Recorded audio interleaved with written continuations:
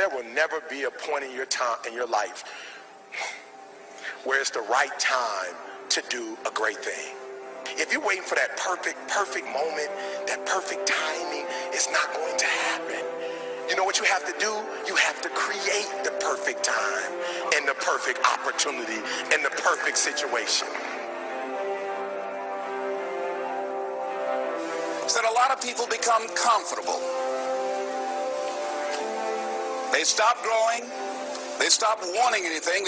They become satisfied. People getting ready to go to jobs that they don't like. Jobs that are making them sick.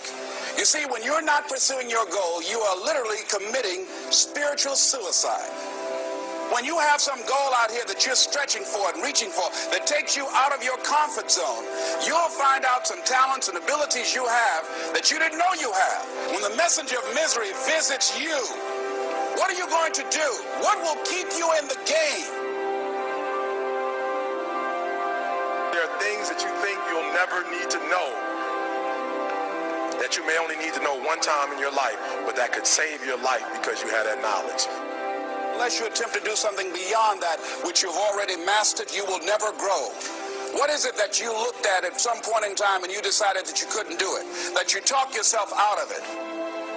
You're waiting on your next door neighbor to make it happen for you. It may not happen. If you're waiting on your mother or your father, they may be so ancient in their thinking that they don't understand this opportunity that you have. And if you're waiting on them, it may never get done. You don't beg average people to be phenomenal. You don't beg good people to be phenomenal.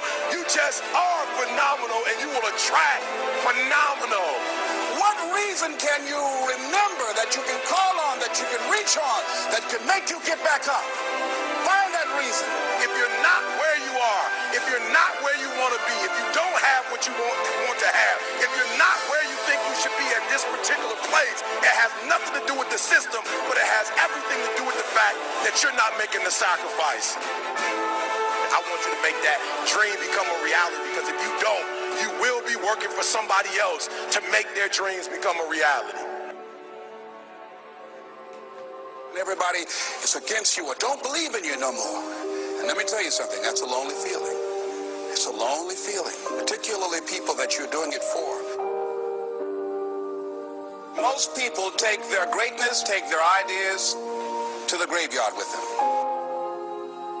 Listen to me, if it was easy, everybody would do it.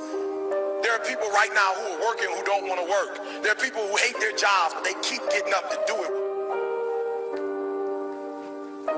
The wealthiest place on the planet is the graveyard. Because in the graveyard we will find inventions that we never ever were exposed to. Ideas, dreams that never became reality.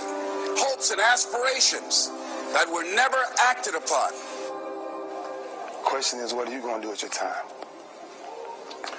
What drives you? And greatness is a lot of small things done well.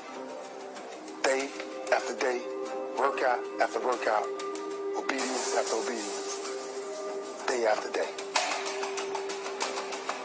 When things don't work out for you, when things happen that you could not anticipate, what are the reasons that you can think of that can keep you strong? You will never ever be successful until you turn your pain into greatness, until you allow your pain to push you from where you are to push you to where you need to be. Stop running from your pain and embrace your pain. Your pain is going to be a part of your prize, a part of your product. I challenge you to push yourself. See, it's easy to be on the bottom. It doesn't take any effort to be a loser. It doesn't take any motivation, any drive in order to stay down there on a low level. But it calls on everything in you. You have to harness your will to say, I'm going to challenge myself. I mean that what you did last week don't count. Today is the only important day. There are 86,400 seconds in a day, and how you use those are critical. You got 86,400 today, and what you do today is going to cement who you are. Nobody's going to talk about what you did last week. That the biggest enemy you have to deal with is yourself. There's an old African proverb that says, if there's no enemy within, the enemy outside can do us no harm.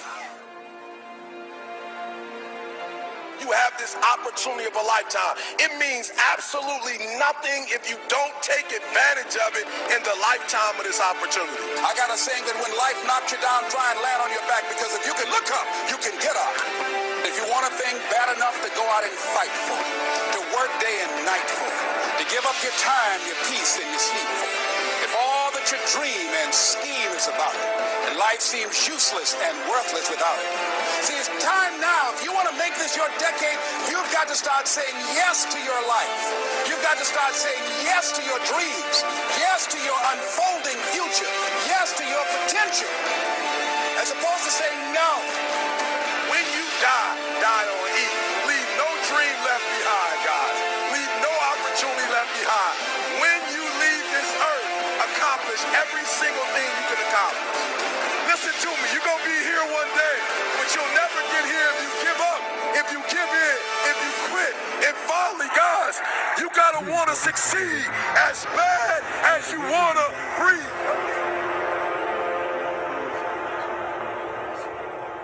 It's good for cardio, endurance, promotes heart strength. It's a place where you can work on flexibility, and it's not just a place for lifting weights. It has stationary bikes, it has things for doing yoga if you want to. It's a great place for good overall health, and as far as maybe lifting with somebody, meeting new people who have some of the same interests as you, and it's a good place if you have maybe a little bit of anger that day to take out on the weights. How often do you think anyone should lift in a week? Lifting, it depends on what your goals are. The weight room should be utilized many times during the week because it promotes that good overall health. Lifting, depending, bodybuilders, they'll lift 5-6 days out of the week. Somebody who's in sports, probably 3 to 4 times during the week. But the thing is, for the average person as well, you could be in there 5-6 days out of the week, not necessarily lifting weights, but working out. You could lift 3 days of the week and build that muscle, and then spend the other 2-3 days out of the week maybe doing some plyometrics, doing some cardio, riding the bike, because the weight room is a place to promote health, not necessarily just to lift weights. Do you support athletes taking supplements such as whey protein and pre-workout? Supplements are used to supplement what you don't get when you eat. So in essence, you don't even need to take supplements because you can get all the nutrients and vitamins that you need from food. Chicken, vegetables. You want carbs for energy, eat your fruits. You want your vitamins, eat your veggies. So I mean, if you're going to take some type of supplement, the protein is not bad and it's not going to hurt you. It's going to help you maybe repair your muscles a little bit better. If you want a multivitamin to make up for those vitamins that maybe you don't get during the day when you eat, that's another good thing. But as far as the creatines, the thermogenics, the things that heat up your body, those aren't necessarily good for you. They're actually not that good for you at all, because until you take them, you don't know how your body is going to react, and everybody's body reacts differently to those types of things. So athletes, as far as taking those, not so good, but the basic ones, the multivitamins, the proteins, those are the ones good for you. But you don't need to take any of that stuff if you eat healthy, cut out the junk food, and eat throughout the day rather than just having a big meal here and there, but you snack a little bit on good things throughout the day. You don't even need that stuff. And last question, what is your favorite lift? Favorite lift? Well, when I was younger, it used to be bench press, because when you use the weight room, everybody always asks the question, how much do you bench? How much do you bench? So you work on the bench press, so you have a pretty impressive number to tell someday. But not only the bench press, but then, when people look at you, they're always gauging the size of your arms and stuff like that. So you always got to do some sort of curls to work on those bicep muscles. But to complete the arm itself, you don't want to just do curls. You also got to do some tricep extensions, overhead tricep extensions, something to work the back side of your arm as well. So between bench and arms, those would be my favorite things to work on. That's Motivation 101, idiots.